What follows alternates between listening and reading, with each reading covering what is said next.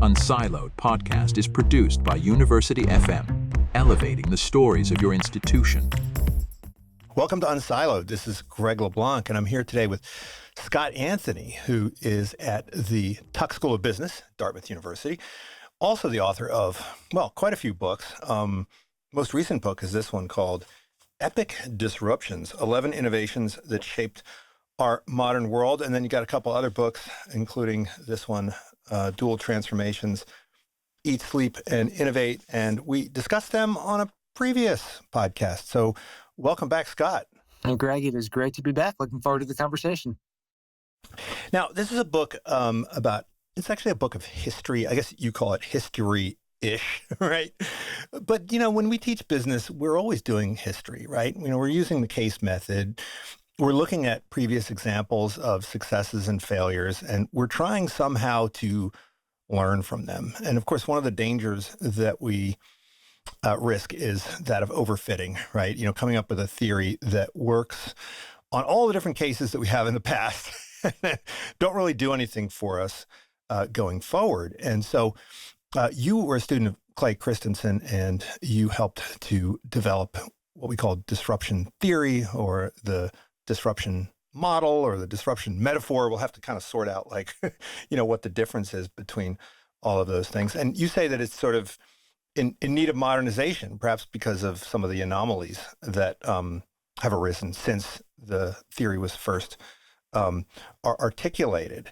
And so I guess, one question would be, why go back and do history like this? Why does disruption theory need right, innovation? And how do we how should we be thinking about the role of models in how we think about business? We're going right into the deep end. There's a lot of great stuff to talk about there. So let me talk first about the importance of thinking about disruption. AlixPartners did a report earlier this year where 2/3 of leaders said that they are facing imminent disruption. I'm not entirely sure how they define disruption, but still, the idea is that this is a really pervasive phenomenon. And I think that's right. When I first started doing research with Clay 24 years ago now, disruption was a pretty niche phenomena. It was high technology industries, and that was about it. But today, really, everyone to some degree is facing a degree of disruptive change. So this is something that people are really wrestling with. That's point number one. Point number two, the modernization of the theory. When Clay did his original research, the world was a lot simpler place. It really was a world where there were products and pretty neatly defined markets. And today we're in a world of ecosystems and platforms where it's just a lot more complicated. So how do you then take something that worked really well in one context and understand how it can be useful in a different context? And then finally, the role of models in a complex world. Well, there's some really great academic debate, if you want to get really into some geeky subjects, about the ability and strength of using heuristics. There's one world that says heuristics are bad. They're a sign of sloppy thinking. And the behavioral economic people would say, this is an example of us having biases and blind spots. There's another view that says heuristics are really effective shortcuts through uncertainty because your brain gets overloaded. And in my view, that view has a lot of credence to it. And when we're facing the amount of uncertainty we have today, having mental models in our head, having theories, having checklists, having constructs that at least allow us to take some mental shortcuts and get to good answers more quickly, I think that is a really critical component of success. So a good theory, a good model, a good framework, indispensably practical because it helps your brain from getting overloaded. But it seems like once you create a model or a framework and you release it into the wild, it takes on a life of its own, right? So there's two stories in the book about how Clay Christensen's work was read by both the CEO of Nokia and Steve Jobs, right? And, they both were reading the same thing. They're both thinking about the same framework and the same model. And yet it seems like Steve Jobs, I guess, got the right lesson from it, and the CEO of Nokia got the wrong lesson from it. I mean, and sometimes it seems like the folks who are, more rigorously adhering to the model aren't always the ones that kind of get it right or apply it right. Yeah, I think a great point, Greg. And I think the thing that I would say is one of the things that made Clay Christensen so brilliant is he put his finger on such a rich problem. I remember the advice he gave me when I was considering and ultimately decided not to go back and get a doctoral degree. He said, start with a great question, because if you have a great question, everything's easy. You look at everything through the lens of the question. And his question, we remember, is why is it that great companies fail? That's interesting. Why stupid companies Yeah. fail? That's obvious. Why great companies fail? That's interesting. He said, well, it's a resource allocation problem. People will naturally allocate resources to today better, not tomorrow different. Absolutely right. But that's only a part of the problem. It goes levels deeper. Even if you have intellectual understanding of the concept of disruption, and I think everybody does now, there still are really deep forces in your organization. And I think Nokia really suffered from this that makes it punishingly hard to respond to disruptive change. And I think we understand this better now than we did 25 years ago, but I think it's still something that we're collectively learning. So success is really hard. It's fleeting. Many people, they get it in their head, but when they try to act, there are things that make it hard. This is one of the reasons why I transitioned from consulting to teaching to go and study this problem more deeply. It's a real dilemma that has persisted since Clay's first book in 1997. Yeah, I wonder if you notice a difference between consulting and teaching. And there was a great anecdote at the end of the book where Clay was invited to Intel, and Andy Grove's like, "What do we do? What do we do?" And that's kind of what consultants are expected to do, right? They're expected to offer up advice, go do this. And as a teacher, when I'm invited into a company, I'm very reluctant to provide sort of a laundry list of things to do. I kind of want to give them some frameworks and models and have them kind of figure it out. And that's sometimes frustrating, but it's also sometimes more effective. So, what do you see a role there? I mean, is there like a consultant/teacher that provokes and kind of stimulates, but doesn't actually provide an instruction set? For sure. And I think there are always multiple ways to skin the proverbial cat. I remember a framework I saw once that said essentially there are four categories of advice givers. You have teachers that will give you a way to think about a problem. You have a consultant that will give you an answer. You've got a coach that will be more reflective and help you work on something you want to work on. And there's a therapist that will help you get deeper and try to uncover what the root of the problem is. And solving some of the challenges of disruptive change, it requires all of those. And I think there's value to be played in each of those roles. I was smiling when you were talking as I was reflecting on a conversation I had with my 8-year-old. There was something I did a few months ago where I was asked to do a one-day master class for an executive, somebody who was an up-and-coming CEO candidate, focused on how to lead through uncertainty. And I said, I am not going to give any answers. I'm just going to pick out the best tools from my class and we're going to have a conversation for a day. And I'm telling my 8-year-old about this. He said, that sounds incredibly boring for you and for them. But it actually was really stimulating because I'm so used to coming in with a day one perspective and answers and all that. And I didn't have any of that. I didn't really understand their business or their industry. And I didn't care. And they didn't care because by the end, they had a set of tools, lenses, frameworks that they could use back in their business that they didn't have at the beginning of the day. And it was really rewarding. Well, maybe we should backtrack for people who aren't familiar with this whole idea of disruption. I mean, how does disruption differ from, let's say, plain old-fashioned competition?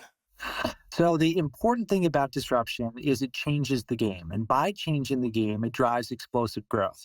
So I think it's always good to use an example to illustrate it. And this is one just tracing my own family's history. So my father was born in 1947. At that time, there was exactly one computer in the world. It took up an entire room and it weighed about 20 tons. That was the ENIAC, That's right? exactly right, the ENIAC computer. I was born in 1975. Then there were tens of thousands of computers. Digital Equipment Corporation is one of the leading providers. Many computers now existed. They still are pretty isolated. They're inside companies. They're hard to use. They're smaller, but they're still really big. They weigh about 1,500 pounds now. When my daughter Holly is born in 2007, there are now hundreds of millions of personal computers and laptops. They've gotten smaller, simpler, more accessible. And of course, in 2007, reach for the prop, you have this, the Apple iPhone is introduced. So by the Well, time, not that one. Not that one. not, no, no, no, I don't have the original one here. I don't have that one. But by the time then my fourth child is born in 2016, there are billions of devices. This is disruptive innovation. Take the things that are complicated and expensive, make them simple and affordable, change the innovation game, drive massive growth. That's what disruption's all about. Well, let's go back to that iPhone example because, Clay Christensen famously, right, or infamously kind of missed that one. And, he didn't think of this as disruptive innovation. So, why was it a little bit unclear at the time whether or not the iPhone was disruptive innovation or, simply um, a continuing innovation? In Clay's categories, he would say that there's either sustaining innovations that say there's an established improvement trajectory and this does it better, and there's a disruptive innovation. And the reason he chose the word disruptive is because it disrupts and redefines performance. So traditionally, lower performance along traditional axes and higher performance along simplicity, convenience, affordability, and so on. So when he first saw the iPhone in 2007, he said it looks like a sustaining innovation to other mobile phone providers, and my model Right. predicts a sustaining innovation by an entrant will fail. The thing that he missed is it really was the next wave of disruption in computing, and Apple was the first one to get that wave of disruption right. And looking back, it's kind of easy to see why he missed it, because even Steve Jobs did not see it as a computer in your pocket. When Steve Jobs was asked, what's the killer app of the first iPhone? He said, well, it's the ability to make and receive phone calls, of course. It's a phone. So he didn't quite see it in the beginning either. That's the big reason that I think Clay got it wrong in the beginning. Yeah, it's almost like the disruption happened when the App Store was opened. Like that's really when the things, changed and it became this ecosystem. And I guess one of the other questions I would have, when I teach core strategy, I always still start off with this whole idea of industry analysis. And it seems like industry analysis is of limited use in today's world. I mean, what even is an industry anymore? So, Rita McGrath at Columbia will talk about you have to think about arenas, not industries, because everybody will say, you look at traditional SIC codes or whatever, they're pretty meaningless. Lines between things is really blurred, and expectations of customers, clients, children have shifted significantly over the course of the past few years and will continue to change in the years ahead. So, Ron Adner, one of my colleagues up at Tuck, he has this view about ecosystems that I think is a really powerful lens to help you think about what is the right unit of analysis to look at. That was another big thing about the iPhone. The iPhone wasn't just a product. It was a platform that created and powered a very different ecosystem that, again, wasn't readily apparent from day one because it took more than a year before that App Store was introduced. So if you look at the snapshot, day one when it's launched, you could very easily get it wrong. Yeah, and I think even if you were to look at the iPhone 1 as a computer, disruption theory would probably predict that Apple's going to fail, right? Because they were already in the kind of computer business, and this would be sort of a channel conflict and a product conflict and, something that they would probably not be willing to do lest it undermine or disrupt their existing business, right? Now, version 2 of the book, so Epic Disruptions is version 3. Version 2 was called Anomalies Wanted. And that was a Yeah. big thing that Clay would always say. He had this sign in his office. I got a picture of it in the book, Anomalies Wanted. And Apple was a real anomaly for the exact reason you said. And we can make it even harder. Because if you go back to 2007, yes, Apple sold computers, but what else did it sell? Well, it had this MP3 player that when I say this to my MBA students, they have no idea what I'm talking about. But you and I remember this, the iPod. This is what brought Apple back from the ashes and really reinvigorated the company. And the iPhone destroyed it. So it chose consciously to introduce something that competed with one product line and obviated another. The innovator's dilemma would say you don't do that. That's just not a natural thing for an organization to do. Steve Jobs and Apple showed if you allocate resources in the right way, this is a really good thing for your organization. And today, we see many more organizations that have learned, like Microsoft has with cloud computing and with artificial intelligence, to really turn disruption from a threat to an opportunity. This is a huge change over the last couple decades. Now, and you have a couple different questions that you're trying to address in the book. And, one of them is the extent to which innovation or disruption is a good thing, right? Or a bad thing. And it seems like, there have been times in our history where disruption was considered a bad thing. But I think it's, at least maybe I'm very jaded because I live here in Silicon Valley, but it seems like, now we kind of love it. Like, we're like, oh, disruption. Yeah, great. Fantastic. It's an unalloyed good. Now, I think one of my favorite historical findings in the research for the book is the 1548 proclamation by King Edward VI, or probably his team of handlers since he was 10 at the time. It was a proclamation against those that do innovate. And when people hear the title, they kind of laugh at it because, of course, innovation is a good thing. But you step back and ask, why would the king do that? Well, if you innovate, you're questioning the status quo. And if you're questioning the status quo in 1548, who are you questioning? Well, you're either questioning the king or you're questioning God. That's not a good thing at the time. But of course, today, people generally perceive it to be a good thing. And here's the thing. I believe in the power of disruption. I always have. I think disruption makes the world a better place. I really believe that. But the more carefully you study it, the more you realize there's some credence to the king's proclamation because disruption also casts a shadow. There are those who lose when disruption strikes. There are those who struggle with it individually. There are societal issues that come when disruption rips through an industry or category. It is not something that is a universal good. Over the long run, it creates growth. It enables new people to do new things. That's a great thing. But the transition period can be really messy. Now, I want to know how you picked these 11 particular disruptions, because it's an interesting collection. Some of them are, I think, fairly obvious. Okay, like the Model T and the transistor. These are going to show up in any kind of history of innovation. But you include folks like Julia Child, who is a big, hero of mine, and Florence Nightingale, and some others. So how did you come upon these? Were these stories that just had always fascinated you, or did you, start off with a strategy? I'm looking for certain things, and then go and find these. Well, if I use some of the terms in the book, I have this reference to the famous Mintzberg and Waters paper of strategies, deliberate and emergent. It was Right. a bit of a mix of deliberate and emergent strategies. It started by going back to the Innovator's Solution, Clay's second book, where he and Michael Rayner had a compendium in the first chapter. Here's all the disruptions through history. And I look at the lists and I say, where do I think there's going to be something where interrogating it will be an interesting story that people will like to read and will learn something from it? That was kind of wave one.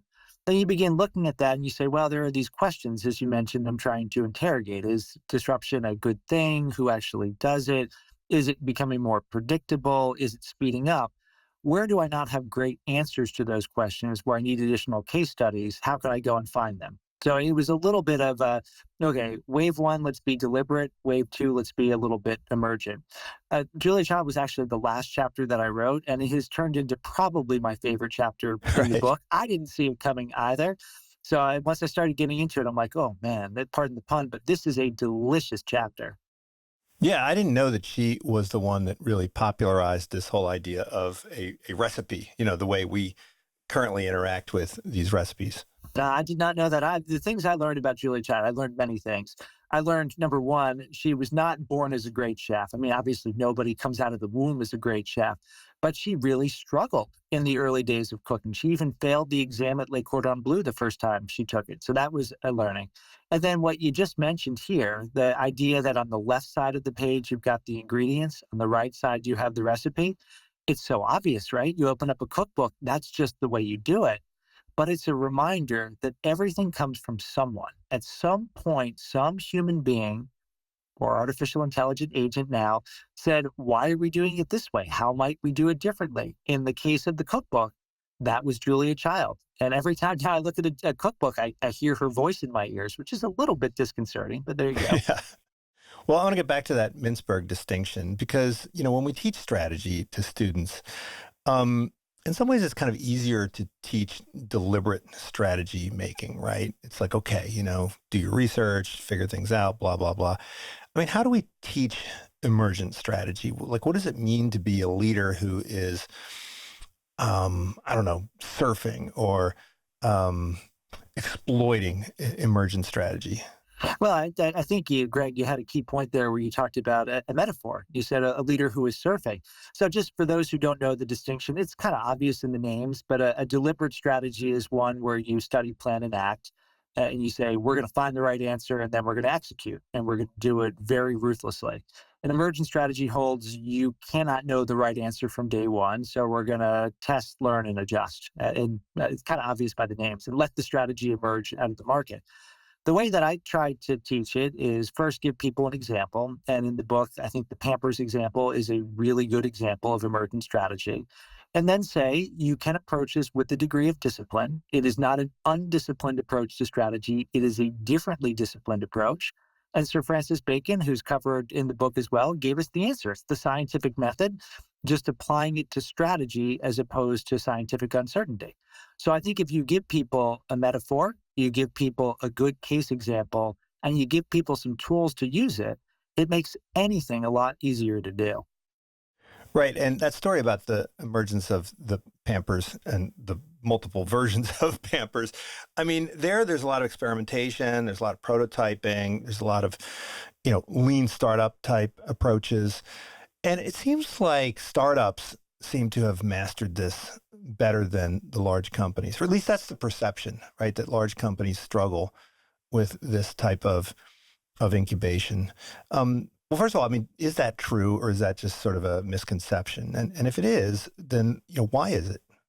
I think it certainly is true. I cannot point to the academic study that validates it, but I think my sense being out in the field for many a year suggests that it is true. And I think the fundamental challenge is a startup has no choice but to scramble to figure it out. A startup, as Steve Blank teaches us, is a temporary organization in search of a scalable business model. If they don't master emergent strategy and pivot and all that, they fail and the game is over. A large company has the curse of too much capital. They have too many resources, and because of that, they can follow the wrong approach for too long. Now, of course, many large companies have figured out how to put in lean startup sorts of discipline, and they can do it with the same kind of approach that a startup can. But they are fighting against themselves to a degree because, again, they've got too much, and too much allows you to do, in some cases, the wrong thing for too long. Yeah, I mean, you revisit the Nucor story, right, that Clay Christensen made famous. And, you ask the question, well, why? I mean, why didn't a company like Bethlehem just jump on this? And, part of it's a resource allocation story, but I think you highlight some other things that have to do with the culture, maybe the narrative, maybe I don't know, the mindset of the people. I mean, to what extent does that stuff matter? And if it does, why is it so difficult to just kind of wipe that stuff out? In my view, it is absolutely critical. Just a small bit of background. In 2019, when I was still living in Singapore, I did something a little bit weird. I was 44 at the time, and I decided to enter into an academic program. It was a program that was over 2 years, part-time program for working executives. It was called the Executive Masters in Change, taught by INSEAD in Singapore. And that program focused on a field called system psychodynamics, which the simplest way to think about it is business meets psychiatry. And it was in the research that we went through. This is where the therapies part comes in, right? Exactly right. Exactly. That's where that framework came from. It came from the Executive Master and Change program. But it was in that program that I got a set of tools and then ultimately a language system around what are the problems that are in the shadow, that are 1, 2, sometimes 3 levels deeper in organizations. And it was very similar to how I felt sitting in Clayton Christensen's class 25 years ago, because when I heard it, when I saw it, I said, it's obvious. This explains what I have seen before. And I describe it in the book. I use a metaphor of ghosts, and I say every organization is haunted by them. Bethlehem Steel had them. You have the ghosts of past trauma. Bethlehem Steel had all these issues with its labor force, as everyone in steel did. Steel mini mills like Nucor had non-unionized labor. That's a thou shalt not sort of discussion. Bring that up, no way. People break out in hives. You have the ghost of the present, invisible patterns that you follow that are deeply ingrained in the organization's history. Andrew Carnegie, the scion of steel, said, this is what we do. We run the mills full, we scoop up the market, we lower the prices. Eugene Grace, who was a leader at Bethlehem Steel for 50 years, said, always more production. Pioneering doesn't pay. This is the dominant logic inside the organization. Then you have what I think is the strongest ghost, the ghost of the future, the fear that exists that if you change from to, you will invalidate your very identity. It was pretty clear logically that Bethlehem Steel should shut down its plant in Bethlehem because the thing was antiquated, it couldn't compete, etc. But it's Bethlehem Steel. That is the name of the company. It's just hard when you say we're going to become not Bethlehem Steel. People identify with it. They grew up with it. That's who they are. I have seen this, Greg, in every organization I've advised. People can't see it, but once you can, you realize this is the real barrier you have to overcome. Yes, of course, the resource allocation stuff is really important. But if you don't understand and disarm the ghosts that are haunting your efforts to change, they'll swallow you up every time. Now, I want to dig into this because I want to understand sort of why it's so sticky, right? I mean, the story that economists will tell usually relies on things like, principal agent problems or influence. So, if you start allocating resources to the explore part of the business, the exploit folks, they'll start lobbying and they'll do everything they can using their political influence to shut that down, to keep the resources in-house. And, maybe there's a story around, I don't know, expectations of shareholders where, we want to keep seeing the, earnings growth and so forth and so on. So it's usually a principal agency story. And you're describing something that is more cultural.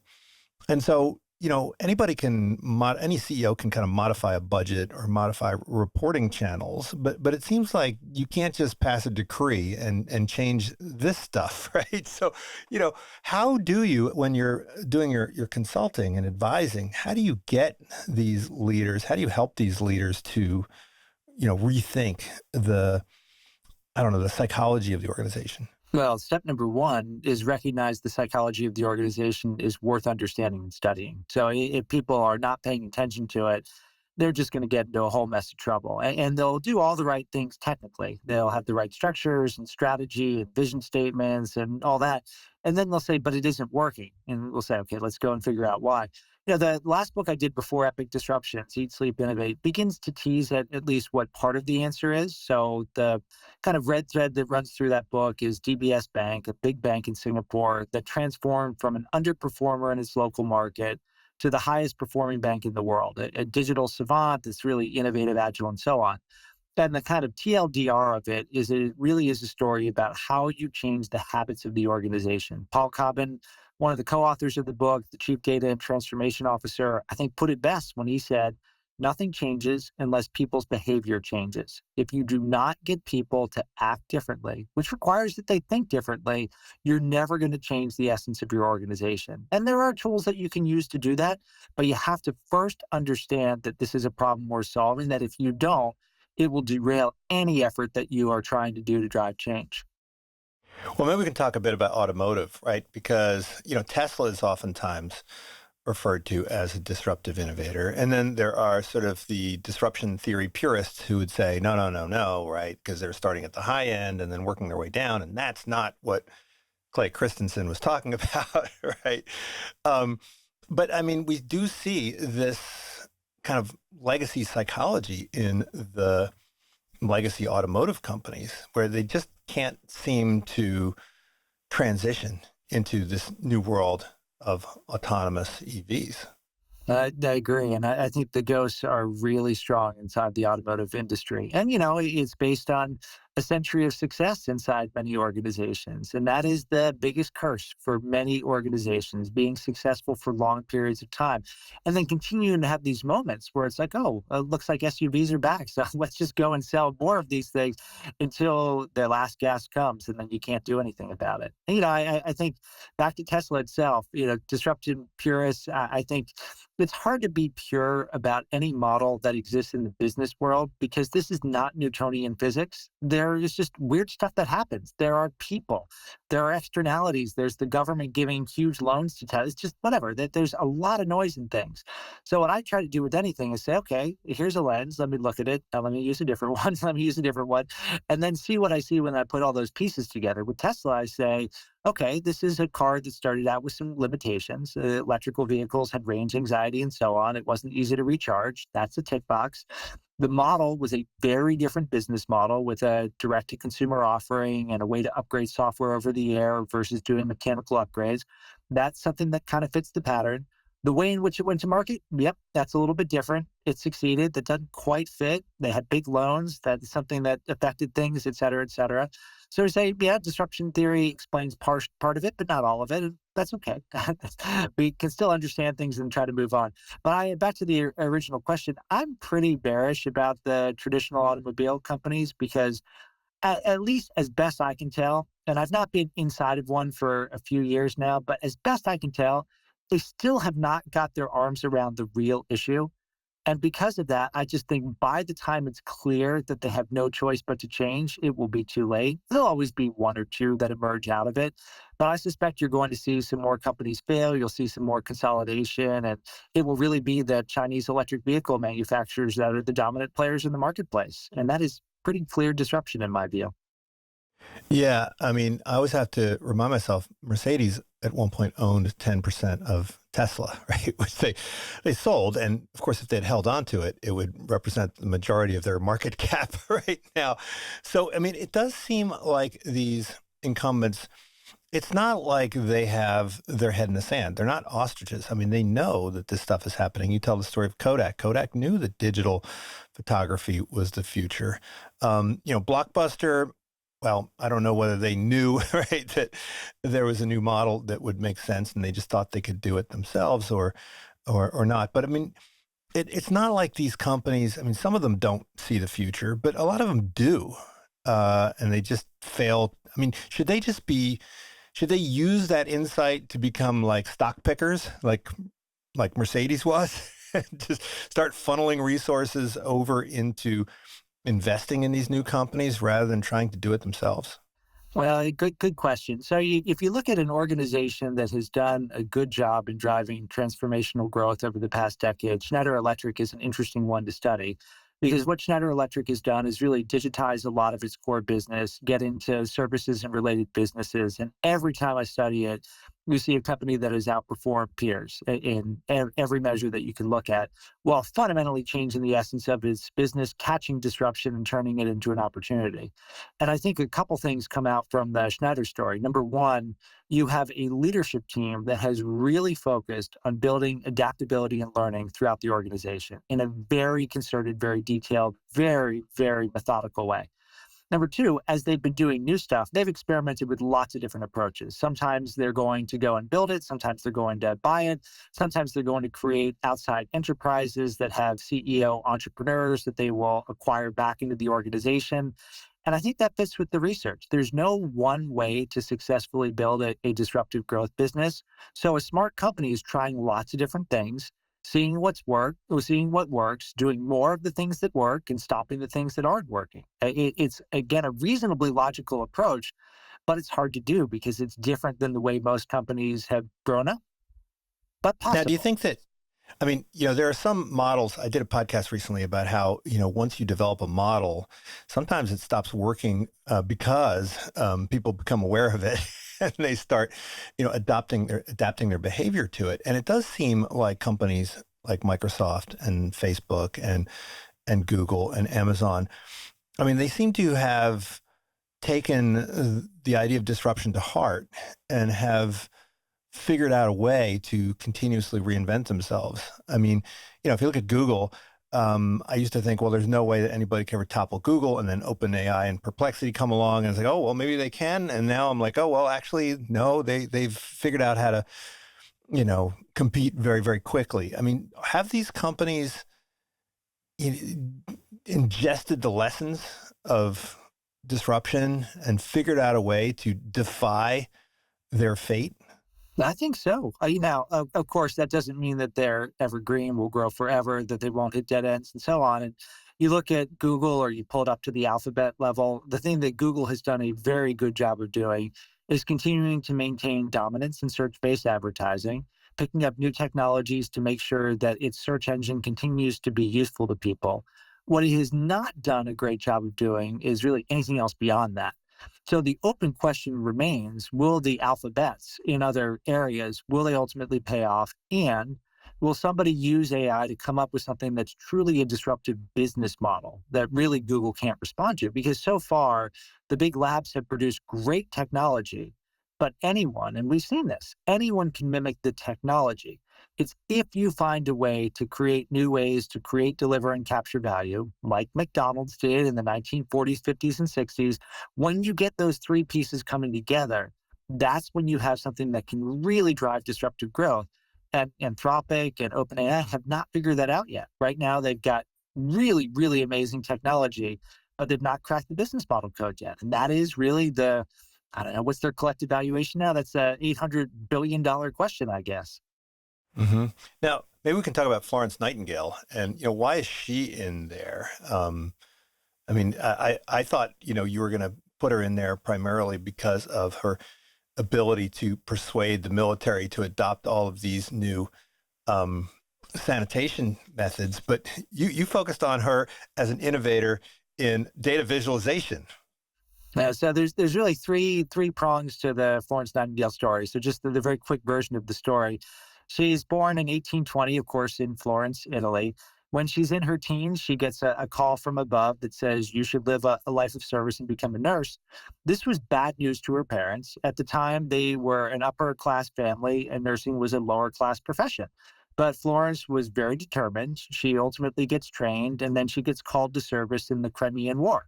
She goes and sees something that is horrific. The worst place to be if you're in the Crimean War is not on the battlefield, it's in the hospital.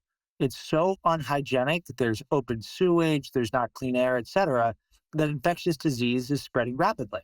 So she telegraphs back to the UK. They bring in a team of hygienic experts, they clean it up, and very quickly conditions improve. So she goes back to England in 1856. The Queen asks her to serve on a royal commission, and that's when the innovation really starts. She works with this statistician named William Farr and comes up with these amazing visualizations, polar area charts that show very clearly the impact of proper hygiene standards. So you've got this call to arms where people can see the impact if you go and provide fresh air and light and so on.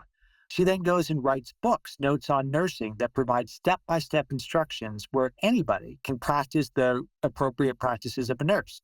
She then, with all the funds that come in from her being arguably the first social media star when she's dubbed the lady with the lamp, she goes and opens up nursing hospitals, enabling a broader population to be nurses, and like nightingales, they fly through the world. So she comes up with a really clear vision that's communicated clearly. She gives people step-by-step instructions, and she creates a cadre of people that can go and follow those instructions. And by doing so, she drives massive system change. This is disruption in healthcare, enabling a lesser trained, lesser skilled group of people to provide high-quality care, moving from treating bad things to preventing them from ever happening. So I love the story because you think of her as a nurse, you think of her as somebody who helped people in a dire situation. Yes, she did all of that, but she also used data, used words, used teaching and training to change the world. Many of the modern hygiene standards that exist now, getting rid of sewage, clean air, and so on, they trace back to work that Florence Nightingale and William Farr did in the 1850s. Well, I want to turn to teaching now because, a lot of us use the case method, right? And a lot of us tell a lot of stories, right? I think the more theoretically inclined of us tend to focus on the models in the abstract, and then others will focus on the stories. As someone who's trained as an historian, historians tend to look at every single situation as unique, which means it doesn't really help you that much, making decisions. And so there does seem to be, I don't know, the optimal level of abstraction when you're thinking about the world and trying to make sense of it. How do you figure out what the optimal level of abstraction is, right? I mean, there's only so many stories and models that one can carry around in one's head. You obviously don't want to just have one. So how do you think about that from the perspective of teaching, both in the classroom and in the corporate context? Well, I have not figured out the answer to this question. This is something I wrestle with literally in real time. So, I teach a class at Tuck that's called Leading Disruptive Change. And that is a combination of the things I learned when I was doing research and writing with Clay as a consultant in the field, this INSEAD program on system psychodynamics, and a whole bunch of other stuff. It's 9 sessions, and I give people about 35 different things. Those can be checklists, they can be models, they can be heuristics, whatever. And the argument that I tell students is it's a complex world out there. What I want to do essentially is give you a basket of heuristics that you can then go and say, all right, I'll try out this one, try out this one, try out this one, and see if it works. That's too many. I know it is too many. And there is, of course, an overarching theme. Disruptive innovation is kind of the red thread that runs through it, along with adaptive change and one other thing in the background, paradox management. But the idea that you want to give more, not fewer, I think is important. It's a complex world and you don't know what works. So, of course, having something that really simplifies things is good. But if it simplifies it so much that you're wrong, that doesn't help you very much. So I don't know. I don't know the answer to this. I know that 35 is too many. I know that 3 is too few. There's probably something in between those that can solve everything. I try to group them obviously in ways. But yeah, it's a good question that I do not know the answer to yet. Yeah, I mean, and business schools are somewhat unique in that you are expecting, these people to understand the world, but also to act on the world, right? And so I thought one of the questions that you asked was particularly interesting, which had to do with the extent to which innovation is random, right? And whether it's predictable. I mean, obviously, if it's completely unpredictable, then there's not much use in sort of teaching people, right, how to be at the forefront of it. So, I mean, to what extent is randomness, I don't know, underappreciated? I think randomness is absolutely a feature of every innovation story that you will study. And the conclusion I drew from the research is that innovation has become more predictable, but it's not perfectly predictable. So I called it predictably unpredictable in that. No, wait, is it more predictable because we have better tools and better frameworks? I think so. I think A, we have better tools and better frameworks, and B, we really have learned the discipline of scientific method applied to strategy through lean startup, emergent strategy, and so on. So that doesn't mean that we can predict ex ante. It doesn't mean that we know what's going to happen beforehand, but it means that we can confront the uncertainty in a more practiced, more methodical sort of way, so we can manage it in a different sort of way. I think that is a huge change in the innovation world. So combination of two things: better understanding, better research, which gives us better tools and frameworks, and then an active way to go and chip away at the things that we still don't know. But still, And so it's but definitely still, not there's because the lots of world is unpredictability in it. yeah, but it's not because the world is simpler or No. because innovation has slowed down. No, it's interesting, So the world is definitely not simpler. Innovation slowing down. This is something that's great academic debate. You have people who have done large scale research that will show lots of things that indicate there actually is a slowing pace of startup formation, the rate at which things are advancing, and so on. You bring that to somebody who is an executive today, they'll be like, "What are you smoking? There is no way that is true because my world feels like it is accelerating so much." I don't know the answer to that, but I know those are two sides to that topic of has innovation sped up or slowed down. It feels like it is sped up. Others will say it's slowed down. I don't know. Some of both, probably. Well, I mean, do you think that disruptive innovation will ultimately just merge into innovation at this point? I mean, or do you think that we still need to have these two different parallel ways of thinking about innovation? To me, it is critical to maintain the distinction. Now, you said before, and I agree with this, you are seeing increased anomalies to the original prediction that Christensen made, which was when it comes to battles of disruptive innovation, bet on the entrants, not the incumbents. So increasingly, that is proven to be incorrect, where incumbents are recognizing, responding to, and thriving in the midst of disruptive change. So big deal. We need to pay attention to that. But that doesn't mean that we ought to lose the distinction of disruption. It's really important because it points you to market opportunities that you would otherwise miss. It helps you understand that this is not natural inside my organization, so I need to grab hold of that resource allocation process and do something different with it. If I don't have that categorization and I try to treat everything the same, you're going to screw something up. I promise that. Now, last question. You teach in a business school. I teach in a business school. There are people like Elon Musk who are very skeptical of people who come out of business school. I mean, business school has not, I think, experienced radical disruption, in the last 100 years, some would say. Um, what do we need to do in business schools to prepare our future leaders for the kind of disruption that we're seeing? I mean, do you agree? I mean, I disagree. I think Elon Musk is wrong. I think the best MBA students who are coming out of these programs are, very well prepared, and they do understand the importance of technology, and they do understand how to embrace innovation and disruption. Um, but is there more we can do? Are there still some, I don't know, um, limitations or pathologies around how we teach our business school students? Well, we bookended. You started with a tough, good, rich question, and you're ending with a tough, good, rich question that we could talk about for hours. I think really three things. Number one, I think there's a tremendous value to going to a business school and learning tools, models, frameworks, approaches, and so on, and socializing and all the things that happen at a business school. Tremendous value. Number two, I think there is a lot more that we can do, a lot more that we could do because the world is changing so much. So then number three, what exactly is that? I would put this in two parts.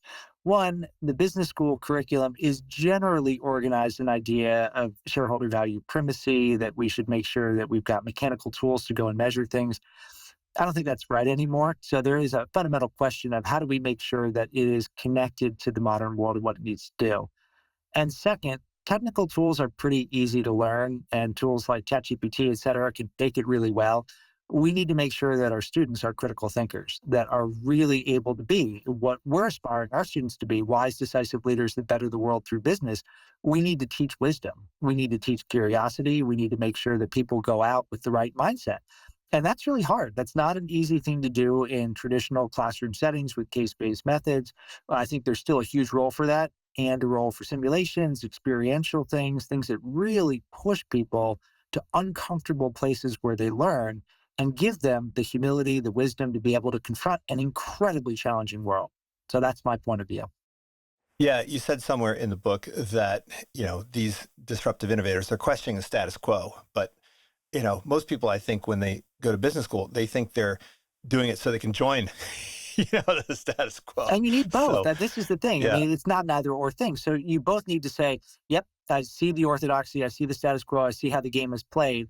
I want to do that, and I want to think about how I'm going to do things radically differently. And both those mindsets need to coexist.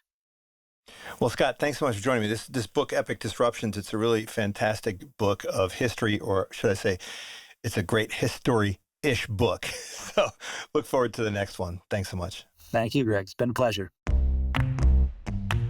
Unsiloed podcast is produced by University FM, elevating the stories of your institution.